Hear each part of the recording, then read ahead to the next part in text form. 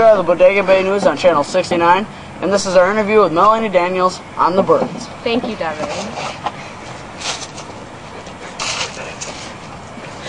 Hello, Melanie. How are you today? Good. How about you? I'm great. Good. So, Miss Daniels, what was your first incident with the Birds? I was in a boat, and a goat came down and it hit me in the head. What were some of the other attacks that happened? It was with the school children, and we were coming out of the school, and the birds just started attacking us, and it really hurt one girl.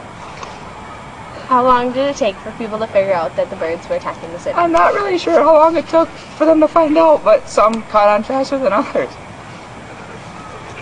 Why do you think that the birds are attacking? I think that the pollution was messing with their minds. But I am happy that the birds are gone. Thank you. Yes.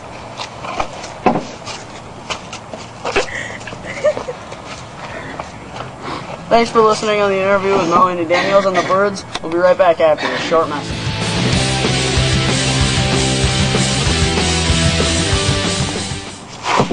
Are you tired of getting beaten by girls in arm wrestling? Take some muscle powder.